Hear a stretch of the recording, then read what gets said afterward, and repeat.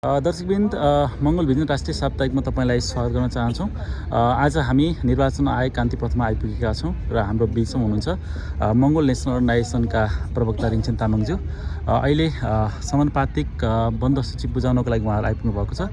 यहाँलाई स्वागत छ। हजुर, धन्यवाद। जुन समानुपातिकको लागि भनेर तपाईँहरू आइपुग्नु भएको छ, कस्तो रह्यो बताइदिनुहोस् न। निर्वाचन आयोगले आगामी 2082 साल फागुन 21 गतेको निमित्त तोकिएको प्रतिनिधि सभा सदस्य निर्वाचनको निमित्त समानुपातिक प्रयोजनार्थ विभिन्न राजनीतिक दलहरू जो समानुपातिक निर्वाचन प्रक्रियामा सहभागी हुनको निमित्त निर्वाचन आयोगको सूचना अनुसार समानुपातिक निर्वाचन प्रणालीतर्फ सहभागी हुनको निमित्त निवेदन दिएका दलहरूको निमित्त 2082 साल पौष 13 र 14 गते मिति निर्धारण गरेर समानुपातिक बन्द सूचीतर्फको चाहिँ बन्द सूची पेश गर्नको निमित्त समयावधि तोक्ने काम भएको थियो। सोही मुताबिक मङ्गोल नेसनल अर्गनाइजेसनको तर्फबाट पनि हामीले आज 82 साल पौष 14 गते चाहिँ समानुपातिक तर्फको एमएनओबाट उठ्दै गरेको 110 जनाकै बन्द सूचीमा चाहिँ हामीले नामहरू पेश गर्ने कार्यक्रम रहेको थियो र हाम्रो बिहानैदेखिबाट यस सन्दर्भमा हामी लागिराखेका थियौँ र विभिन्न टेक्निकल कारणहरूले गर्दाखेरि सकेका थिएनौँ। भर्खरै मात्रै हामीले समानुपातिक तर्फ एमएनओबाट देशैभरिबाट 110 जना नै समानुपातिक बन्द सूचीमा नाम समावेश गरेर चाहिँ हामीले भर्खरै पेश गरेर चाहिँ निस्केका छौँ। निर्वाचन आयोगमा तपाईँहरूले व्यापक रूपमा 110 सदस्यहरूको चाहिँ उम्मेदवारी समानुपातिक बन्द सूचीमा बुझाउनु भएछ। तपाईँहरूको जित हासिल गर्ने सम्भावना कस्तो देख्नु भएको छ देशव्यापी रूपमा? मङ्गोल नेसनल अर्गनाइजेसनले विगतको वर्षहरूमा पनि हामी विभिन्न निर्वाचन प्रक्रियाहरूमा सहभागी भएर आइराखेका थियौँ र यस सन्दर्भमा यसपालि यो 82 फागुन 21 गते हुँदै गरेको निर्वाचनमा चाहिँ हामीले समानुपातिकतर्फ बुझाउनु पर्ने सबै क्लस्टरहरूमा चाहिँ हामीले पुऱ्याएर 110 जनाकै बन्द सूची पेश गरेका छौँ भने स्वाभाविक रूपमा यसले चाहिँ हामीले के बुझ्नुपर्ने हुन्छ भन्दा देशैभरिबाट अधिकतम मात्रामा चाहिँ अधिकतम बन्द सूचीमा नाम समावेश गर्न सकिने 110 नै हामीले पुरा गरेर बन्द सूची पेश गरेको कारणले गर्दाखेरि पनि हामीले यो आगामी फागुन 21 गतेको निर्वाचनमा देशभरि अहिले जुन किसिमको लहर आएको छ नेपालमा रहेका बृहत नेपाली नागरिकहरू जो लोकतन्त्र धर्मनिरपेक्ष र प्रान्तीयता पक्षधरहरू हुनुहुन्छ उहाँहरू सबैको मत मङ्गोल नेसनल अर्गनाइजेसनले प्राप्त गर्ने गरेर हामीले त्यही अनुसारको नीति तथा कार्यक्रमहरूमा पनि अगाडि बढिराखेका छौँ। यस कारणले गर्दाखेरि निर्वाचनमा सम्भावना व्याप्त मात्रामा भएको कारणले हामी एक ठाउँ दुई ठाउँ भन्दा पनि 110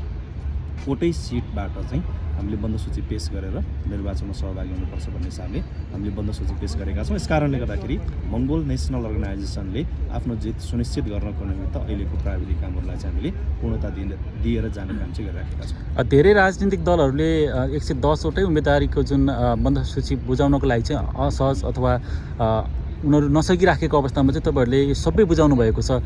यसले चाहिँ अब तपाईँहरू राष्ट्रिय दलको रूपमा चाहिँ अझ बढी प्रभावित अथवा परिचित भएर जाँदै हुनुहुन्छ भन्ने हो? त्यो त स्वाभाविक रूपमा आजको बन्द सूची पेश गर्ने कार्यक्रम जुन हिसाबले हामीले गरेका छौँ त्यसले पनि त्यसलाई प्रमाणित गरेको छ कि अहिले निर्वाचन आयोगमा विभिन्न राजनीतिक दलका राजनीतिक कर्मीहरू आएर आफ्नो दलको बन्द सूची पेश गर्नको निमित्त बाहिर बसिराख्नु भएको छ र हिजो यो चाहिँ फागुन 21 को निर्वाचनको निमित्त पौष 13 र 14 को समय निर्धारण भएको अहिले यो अन्तिम घडीमा आइपुगिसक्दाखेरि पनि उल्लेखनीय मात्रामा राजनीतिक दलहरूले बन्द सूची पेश गर्न सकिराखेको छैन। थोरै नामहरू पनि भनेको न्यूनतम 110 को 11 जना हालेर जाने र अधिकतम 110 हाल्ने समानुपातिक निर्वाचन प्रणालीतर्फको व्यवस्था छ। अहिले हामी मङ्गोल नेसनल अर्गनाइजेसनले 110 वटै बन्द सूचीमा नाम समावेश गरेर पेश गरिसक्दाखेरि पनि न्यूनतम 11 जनाको नाम पनि पुरा गरेर समानुपातिक बन्द सूची पेश गर्न सकिराखेको छैन।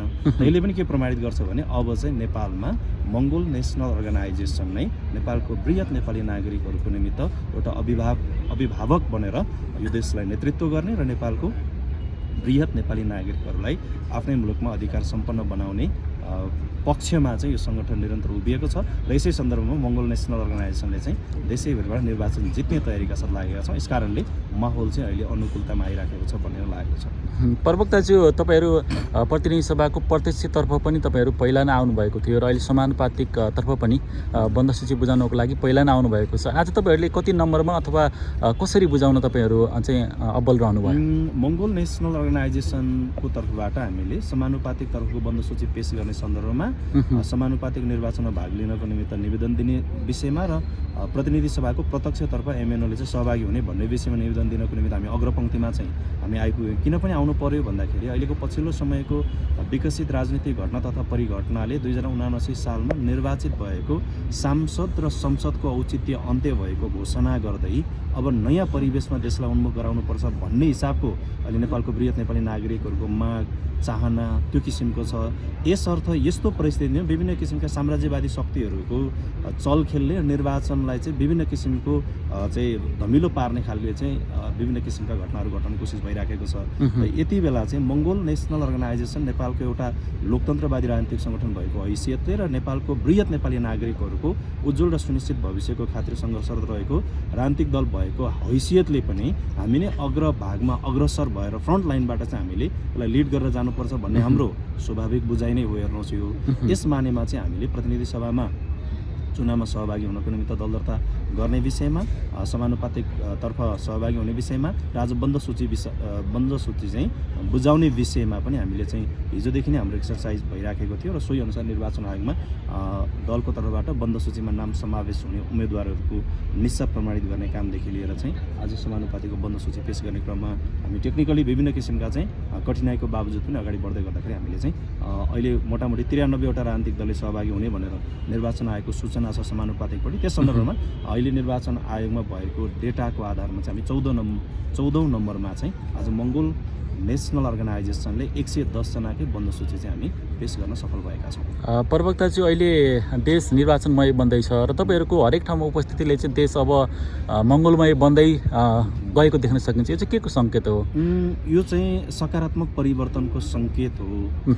किनकि मङ्गोल नेसनल अर्गनाइजेसन यो राजनीतिक हिसाबले र विविध हिसाबले प्राकृतिक हिसाबले सबै कुराको जोड घटाउलाई हामीले हिसाब गरेर हेर्ने हो भने पनि यो सङ्गठनले चरम चाहिँ एउटा सङ्घर्षको 18 वर्ष पनि सङ्गठनले गुजार्यो। चरम सङ्घर्ष पार गरेर यही निर्वाचन आयोगमा 2064 सालमा 18 वर्षपछि दल दर्ता प्राप्त गर्न सफल भयौँ र त्यस पछाडिको फेरि 18 वर्षको फेरि चरम सङ्क्रमणकालीन परिस्थिति नै हामीले सामना गर्नु पर्यो। यो दुवै कुरालाई पार गर्दै 36 वर्षको त्यो सङ्घर्षमय कठिन यात्रालाई पार गर्दै अब हामी यो विजय वर्षमा प्रवेश गर्दैछौँ। यस मानेमा पनि यो सकारात्मक सन्देशको निमित्त मङ्गोल नेसनल अर्गनाइजेसनको उपस्थिति देशको हरेक कुना काप्चामादेखि लिएर चाहिँ मुख्य ठाउँहरूमा पनि अहिले एमएनओको उपस्थिति देख्न सक्नुहुन्छ। यस मानेमा यो सकारात्मक परिवर्तनको निमित्त र नेपालको वृहत नेपाली नागरिकहरूको हितार्थ सङ्घर्षरत मङ्गोल नेसनल अर्गनाइजेसनबाट मात्रै हुनेछ भन्ने कुराको लक्षणको निमित्त भए पनि अहिले एमएनओको उपस्थिति चाहिँ व्याप्त मात्रामा तपाईँले देख्न चाहिँ सकिराख्नु भएको अवस्था हो। हस् प्रवक्ताजी, जानकारीको लागि तपाईँलाई धन्यवाद। हस्, यहाँहरूलाई पनि विशेष आभार। हामी यो आगामी फागुन 21 गतेको निर्वाचनमा नेपाललाई लोकतान्त्रिक गणतन्त्र मार्फत समतामूलक समाज निर्माण गर्दै नेपालको वृहत नेपाली नागरिकको हितमा अधिकतम मात्रामा हामीले कोसिस गरेर हाम्रो खारिएको अनुभवबाट, राजनैतिक चेतनाबाट, राजनीतिक ज्ञानबाट, राजनीतिक दर्शन सिद्धान्तबाट नेपालको वृहत नेपाली नागरिकहरूलाई एउटै मालामा उनेर समतामूलक समाज निर्माण गर्ने ऐतिहासिक यात्राको क्रममा हामी लागिराखेका छौँ र यसै सन्दर्भमा चाहिँ आज हामीले निर्वाचन आयोगमा आगामी फागुन 21 गते हुने निर्वाचनको समानुपातिक तर्फको बन्द सूचीको सम्पूर्ण 110 जनाकै उम्मेदवारको बन्द सूची पेश गर्न सफल भएका छौँ। यस कारणले गर्दाखेरि तपाईँहरू सबैलाई पनि यो सम्प्रेषण गर्नको निम्ति समय प्रदान गरिदिनु भएकोमा यहाँहरू सबैलाई पनि धन्यवाद व्यक्त गर्न चाहन्छु।